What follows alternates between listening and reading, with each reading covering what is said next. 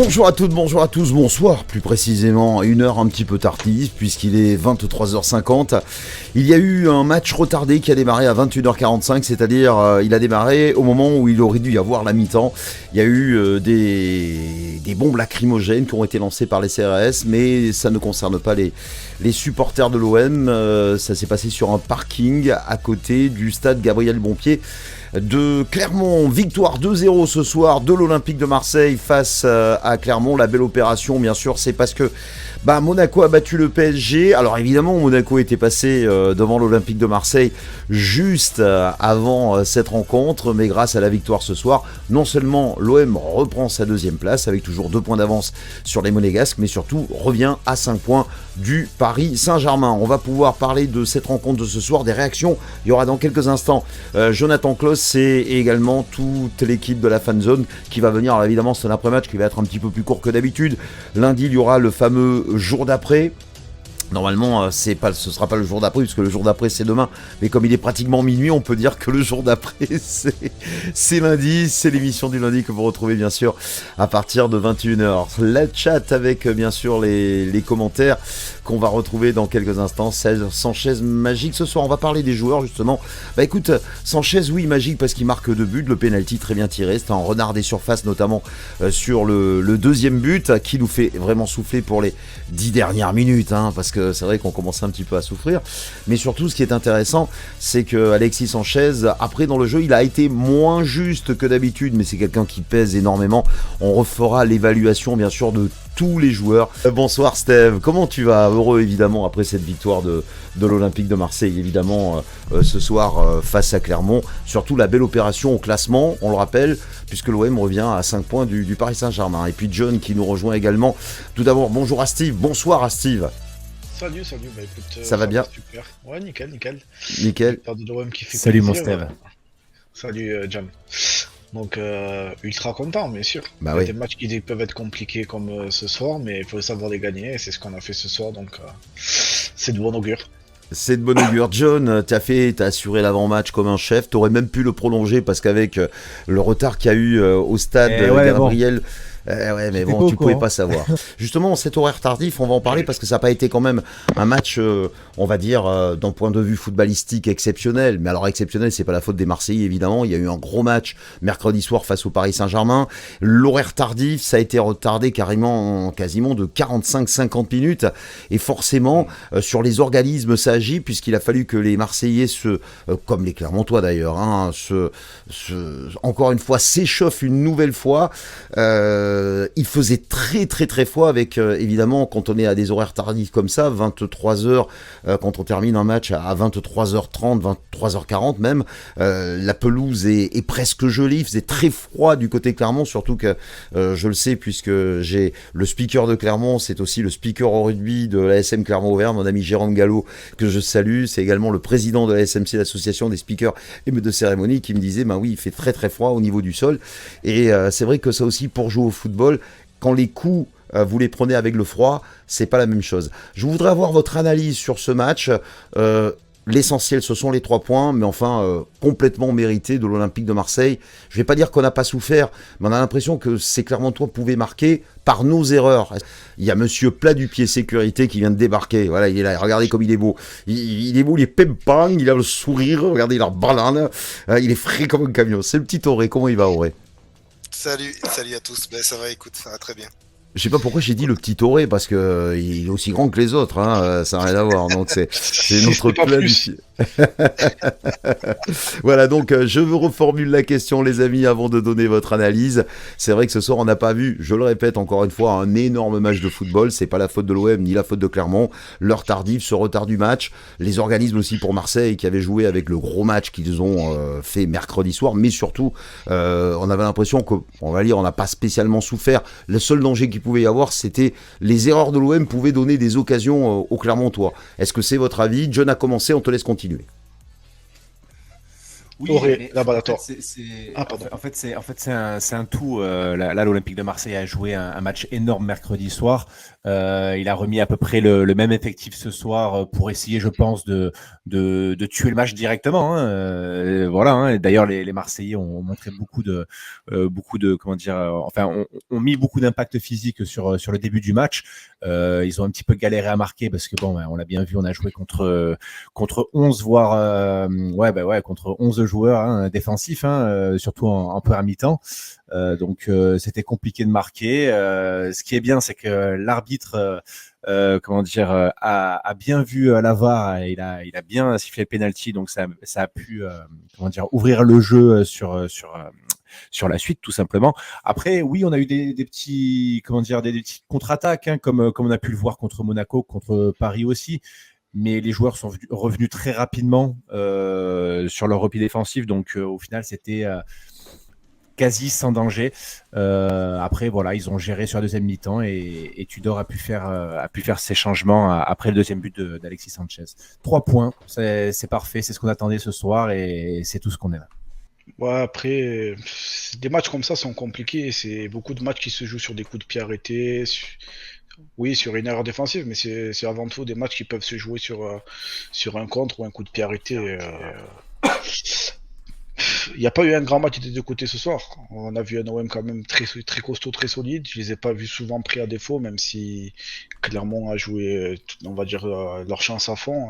C'est pas une équipe qui veut prendre la maîtrise du jeu. C'est une équipe qui, je pense, attendait notre fatigue pour pouvoir faire des breaks. Malheureusement pour eux, ben, on l'a fait avant eux. La mi-temps à 1-0, ben, ça nous a permis justement de faire des changements. C'est pour ça que je suis allé prendre le maillot. Je me suis dit peut-être que Tudor à 45e il va me faire rentrer à moi aussi.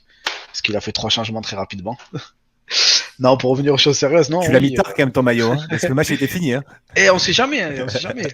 Non, oui, non, très sincèrement, des matchs comme ça, c'est toujours difficile, mais ouais, on n'a pas été mis en danger ce soir, donc c'est des matchs qu'il faut savoir gagner. Aurait ton analyse sur ce match?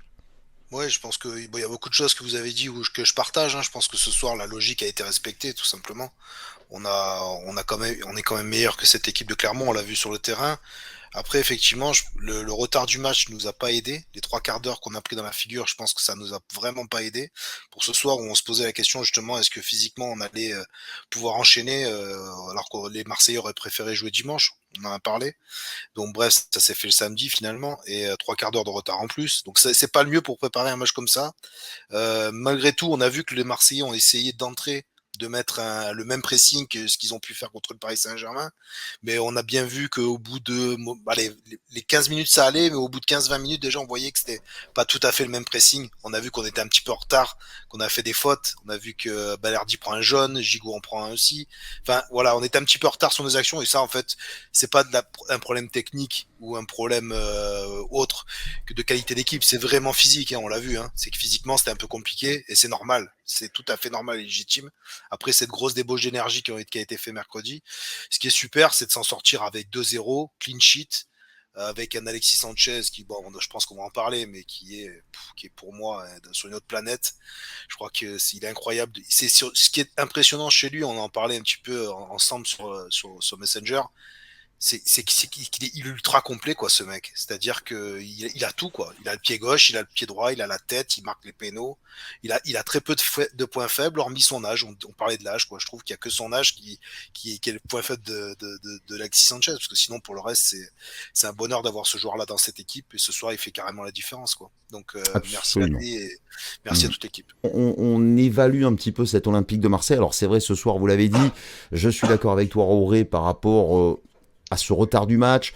Comme je te le dis, il faisait très très froid Clermont. La pelouse à une certaine heure, évidemment, est très dure pour les contrôles de ballon. Alors les contrôles de ballon, c'est pour les deux équipes, c'est pas uniquement pour l'Olympique de Marseille. Mais ce soir, moi, il y a eu les changements à la mi-temps. Et je pense que dans cette défense de l'Olympique de Marseille, il y a quand même... alors Gigot, c'est très très bon. Il a fait un gros match contre le PSG. On espère que sa blessure ne sera pas grave. Oui, c'est ce que j'allais dire. Ouais, c'est le seul bémol de ce soir, on va dire. Hein. La blessure de Gigot, voilà, c'est le seul. Absolument. Kolasinac, toujours impérial. Je pense que lui, qu'il soit pour remplacer Nuno Tavares, qui, quand même, je le rappelle, est blessé. On a quand même des joueurs comme ça qui sont blessés. Mais je pense que quand vous voyez la classe d'Eric Bailly, je pense que si ce joueur ne se blesse pas, si ce joueur n'est pas suspendu, il a quand même un cran au-dessus. Pourtant, Samuel Gigot est très très bon. Mais je trouve qu'il est quand même un cran au-dessus de Samuel Gigot. C'est autre chose. On l'a vu dans la façon dont il joue, qu'il sait couper les trajectoires. Quand vous aviez l'attaquant clermontois qui était quand même assez physique, en deuxième période, il a eu Bailly, ça n'a pas été la même. Bailly coupait ses trajectoires, lui prenait le ballon dans les pieds. Dans les duels, il était tout le temps devant. Moi, je trouve que franchement, là, on a un joueur derrière. S'il n'est pas blessé, si tout se passe bien... Je pense qu'on a une assurance tout risque avec un joueur comme ça. Il est là le problème, Jean-Max. Hein. Pardon de te couper là-dessus, mais pour moi, le gros défaut d'Eric Bailly, c'est pas ses qualités, on les connaît.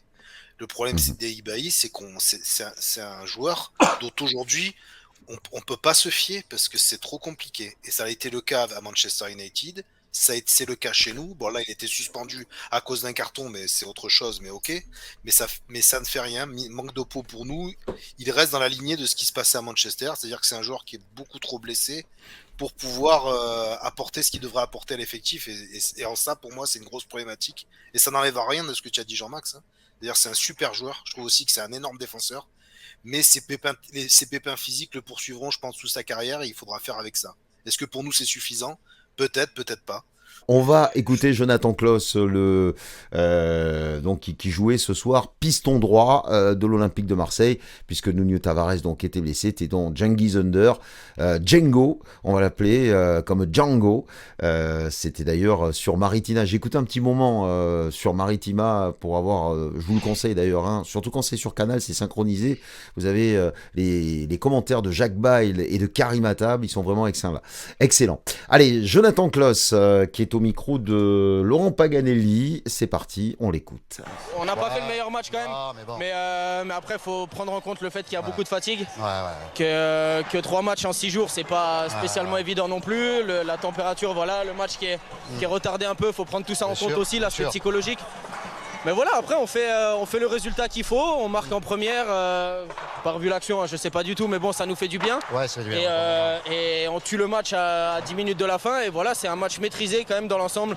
Ils n'ont pas eu grand chose je pense, nous on a essayé de faire des choses, après ils ont eu un bon bloc bas, défensivement ils ont été très cohérents aussi, donc voilà, on a fait le résultat qu'il fallait, on est content. Voilà, le résultat qu'il fallait, ils sont contents les Marseillais, et nous aussi les supporters, nous sommes heureux de cette victoire 2-0, parce que les amis, je le disais en début de live, au-delà de la victoire de l'Olympique de Marseille qui fait toujours plaisir, c'est la bonne opération au niveau du classement, c'est-à-dire que on repasse à la deuxième place, on remet 2 points quoi qu'il arrive à Monaco, on met la pression sur Lens, je rappelle qu'il demain soir va se déplacer au Parc OL pour être face à Lyon, et surtout on revient à 5 points du Paris Saint-Germain. Ça nous annonce, allez, j'ai envie de dire, une très très belle saison. On va y revenir, mais j'aimerais qu'on revienne sur ce match. Un autre joueur, je voudrais qu'on mette un petit peu le nez dedans, c'est Malinovski. Comment avez-vous trouvé Malinovski ce soir ? Moi, je trouve que c'est un joueur qui est en train de monter en puissance. Je trouve qu'il fait des choses de plus en plus intéressantes, même s'il a loupé son coup franc. Je pense que c'est un joueur sur lequel on va pouvoir s'appuyer. Plus ça va aller, et plus il est en train de se démarquer dans ce 11 de l'Olympique de Marseille. Allez, vas-y Auré, on sait que c'est un joueur que tu apprécies. Moi j'aime bien, donc c'est vrai que je peux pas être, je vais essayer d'être impartial. Ah, mais Guigui est pas d'accord, il dit que c'est léger. Attends, mais Guigui est parisien, hein, Jean-Max. Comment? Guigui est parisien. Depuis la main de Gigot. Ah d'accord, ok. Non, d'accord, très bien. Malinowski, voilà, ce soir il a pas fait tout de bien, mais à l'image de ce qu'est Malinowski, on en a parlé, je m'en suis jamais caché, je vous ai dit que c'était un joueur, faut pas s'attendre à avoir un gars qui va rayonner pendant 90 minutes. Ça, je voulais partager, vous le savez. À partir de là, Pour moi, il a encore fait ce qu'il sait faire de mieux, c'est-à-dire qu'il a tenté des frappes de loin, dont une très belle en première mi-temps qui passe encore une fois pas très loin, et que s'il la met dedans, ben, on est encore en train de dire putain, il a encore mis un but de génie de 25 ou 30 mètres. Voilà, donc tu vois, c'est toujours pareil. Et c'est ce type de joueur-là qu'il est. Après, dans le jeu, je trouve que des fois, il ralentit un peu. Il est un peu par rapport à ses partenaires qui courent autour de lui et qui, effectivement, ont une débauche d'énergie qui est supérieure à la sienne. Il faut qu'il progresse un petit peu dans cet axe-là pour moi, c'est-à-dire qu'il y a des actions où je trouve qu'il ralentit un peu le jeu par rapport à ses coéquipiers, mais encore une fois, qui sont habitués à jouer de cette manière avec Tudor depuis le début de saison. Lui est arrivé là, hein, faut pas l'oublier. Donc s'il commence à se mettre au même diapason que ce que lui demande Igor Tudor, et je pense que Tudor doit lui dire de faire un peu plus au niveau justement qualité athlétique physique, parce que le physique il a, on a vu, il est costaud, il se fait pas trop bouger, mais il est un peu lent, je le trouve un poil lent. S'il arrive à progresser là-dessus, bon bah c'est bon quoi, hein. On aura encore un joueur qui aura passé un cap et qui sera stratosphérique et puis qui a un putain de poison pour n'importe quelle défense, parce qu'à n'importe quel moment où il va frapper de son pied gauche, eh ben, c'est dangereux et ça peut faire très très mal, et on l'a vu, hein. Donc non, moi j'aime bien Malinowski et je suis persuadé qu'il va encore nous faire des étincelles, et qu'on est, comme je disais, pendant une demi-heure on va pas le voir. Par contre, à la 31e minute, on va le voir, et puis quand on va le voir, ça va piquer les yeux tellement la frappe elle va partir fort et dans les cages. Voilà, c'est Malinowski, c'est ça. Non, mais sur Malinowski, oui, je le rejoins, oui, non, en fait. C'est-à-dire que oui, actuellement, il a du mal comment dire, à être vraiment, à avoir vraiment beaucoup d'impact sur les transitions. Et puis c'est vrai qu'il est un petit peu lent. On l'a vu par exemple sur un contrôle qu'il a essayé de faire pour justement se mettre dans de bonnes conditions pour frapper, et au final il perd le ballon, et ça offre une très belle contre-attaque pour Clermont. Néanmoins, je suis très content que ce joueur soit dans l'effectif, parce que ça offre beaucoup de possibilités, comme je l'ai signalé à plusieurs reprises. C'est des frappes de loin. Ça offre beaucoup plus de possibilités sur les transitions. Certes, il ne suit peut-être pas forcément très rapidement toutes les actions, mais son placement et sa frappe lourde est essentiel pour nous permettre justement de casser des buts comme ça, de réussir à trancher les défenses avec des grosses frappes de loin. D'ailleurs, Vertou, il essaye de plus en plus, Guendouzi aussi, Under aussi.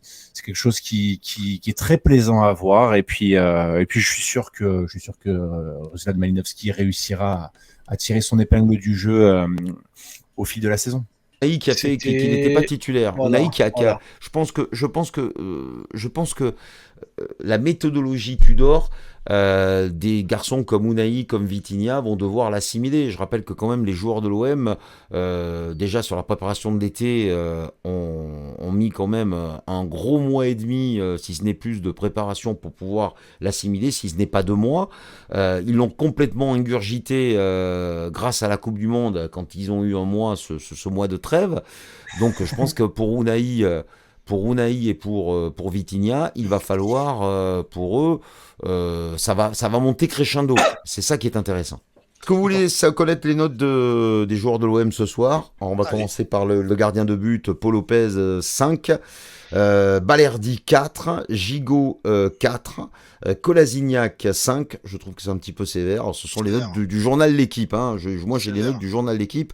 Cengiz Under 5, Valentin Rongier 6, Jordan Verretou 6, Jonathan Klaus 6, Matteo Guendouzi 4, Malinowski 5 et Alexis Sanchez 6. Voilà pour les notes du journal L'Équipe. Je les trouve assez sévères sur. Il s'attendait à ce que l'Olympique de Marseille joue tous les matchs comme ils ont joué contre le PSG. Quoi. Bon, Très sévère, non, les gars. C'est pas vrai, sévère. Non, mais sévère sur certains joueurs. Match. Attention, Non, mais ça n'a pas été un grand match. Mais sévère, Moyen. mettre que 6, je suis désolé, ne mettre que 6 à Valentin Rongier et à Jordan Verretou, je trouve que pour ces deux joueurs, c'est sévère. Voilà, mettre que 5 à Kolasinac, c'est sévère. Franchement, c'est sévère. Sur ce match-là, les gars, on se prend pas de but. Ok. Donc la note de 4 à tous les défenseurs, elle est quand même très très sévère, parce qu'ils n'ont pas perdu tant de ballons que ça déjà. En plus de 2, Donc, tu il a prends raison, 3 c'est un points, clean sheet. tu gagnes. C'est C'est qui un qui a mis clean sheet. cette note? C'est qui qui a mis cette note? C'est l'équipe, c'est le journal Non, d'équipe. je te dis, je te Non, dis, je ils ont regarde vu, juste ils par ont vu le curiosité. match, ils ont vu le match de mercredi, ils se sont dit voilà, Olympique de Marseille, s'ils jouent pas comme ça, ben on va leur mettre que des 4. Voilà. Ouais, je trouve les Quand notes tu vois que les énormes. trois défenseurs de Clermont ont 5, que ce soit Coffrier, Vietesca et Augier ont 5 chacun, et tu mets seulement 4 à Gigot et 4 à Balerdi, et 5, et quand tu vois que les 3 défenseurs de Clermont ont la même note que Kolasinac, je suis désolé, mais celui qui note, il n'est pas très objectif quand même. Hein. Enfin, je sais pas si vous êtes d'accord avec moi, l'équipe. Hein. Là, c'est ridicule. On a gagné 2-0 en plus. On a gagné 2-0 et ils ont tous la moyenne de l'autre côté, les défenseurs. Alors là, c'est n'importe quoi. J'ai pas vu les notes des autres. Non, mais Après, tu oui, je suis d'accord. as Là, si Kiei, c'est comme ça, je suis d'accord. t'as Kiei, l'attaquant de Clermont, qui a 5, et tu as, comme il s'appelle, Alexis Sanchez, qui a 6, juste un point de plus, alors qu'il a fait un doublé, quoi. Merci à vous toutes, merci à vous tous. C'était la victoire de l'Olympique de Marseille, qui se retrouve deuxième de Ligue 1, qui a repris 2 points sur Monaco, et qui revient à 5 points du PSG, qui a été défait à Monaco. 3-1, victoire de l'OM ce soir. Allez l'OM, partout et toujours. Merci les amis. Eh oui, Bonne toujours. soirée. Toujours. Ciao les amis. Absolument. Ciao, ciao. Toujours.